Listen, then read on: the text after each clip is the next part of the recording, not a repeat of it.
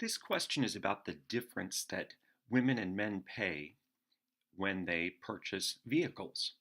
So the idea here is we went to the same dealer. We randomly selected 8 car models. They're identically equipped. And we are looking at the prices that women and men paid. But in order to compare those prices, we're taking the difference. So these are the differences. What's really nice here in this table, they're giving you the mean difference. This is from the sample and the sample standard deviation. So this is a question about mean differences. This is paired data because from every vehicle, we are taking a pair of observations. The price the woman paid for that vehicle compared to the price that the man paid for that vehicle. So these are paired data. So this is going to end up being a paired t-test.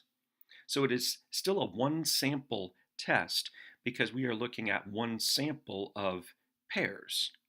So the parameter here is the mean difference in purchase price. The data already given to us as woman minus man, so we're going to keep it that way. So the mean difference, if in fact nothing special is going on, if men and women pay the same amount on average for these car models, I would expect a population mean difference of 0. But here's the key. We're looking for evidence that women pay more. So in the alternative hypothesis, we're looking for evidence of a mean difference that is positive. Again, if the woman is paying more, then the differences, woman minus man, we're expecting positive differences. And we're trying to find evidence that the population mean difference is indeed positive. So the conditions. We already know that we have a random sample that was stated in the question.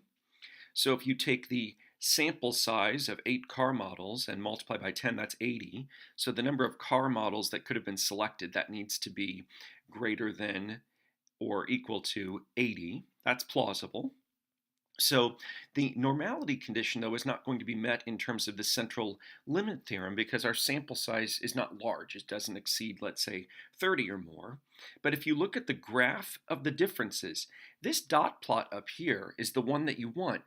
We don't want to look individually at the graph of the prices that women paid or that men paid. What we care about is the differences. And in this plot, there's no skewness. There aren't any outliers. We're in good shape. So our sampling distribution for our sample means could be approximately normal. So at this point, it's just a matter of using our t-test command in order to find our t-score and our p-value. But something to think about, you don't have to get crazy about entering the data into your calculator because you're already given the mean for the sample and the standard deviation for the sample. So take a look. Here,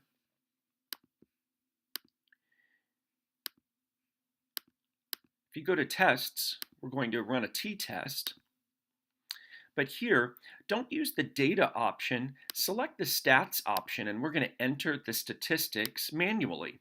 So the null hypothesis value would be 0. The sample mean difference is 585 from the table. The sample standard deviation of these differences is 530.71. There are 8 observations, and this is a greater than alternative hypothesis. There we go. So there's our t-score of 3.118, and there is our p-value of 0.008. Now, notice also, it's good to get used to this when you're working with t-scores. It's good to write down the degrees of freedom. So I know it's simple here. It's just 8 minus 1 in this case. It's just 7 degrees of freedom. I know that's relatively simple, but that's a good habit to get into. So t-score, p-value, degrees of freedom, 8 minus 1, that's just 7. So here's our conclusion. With that p-value of 0.008, which is less than 5%, that 5% is the level of significance that's been chosen when I wrote this here, we can reject the null hypothesis. So then we write about what we have evidence of. We write about the alternative. There is evidence that the true mean difference in purchase price, woman minus man, really is greater than 0. So first thing you do is compare your p-value to the selected level of significance. Then you either reject or fail to reject or don't reject the null hypothesis.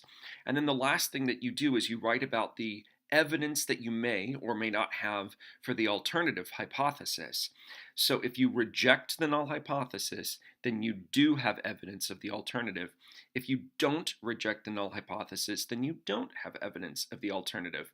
And it's perfectly fine to write about the alternative by writing about it in terms of the way you actually wrote the hypothesis here. You can think about it in terms of mean differences, or if you put it into context, you can also think about it this way. So on average, we have evidence that women appear to be paying more than men.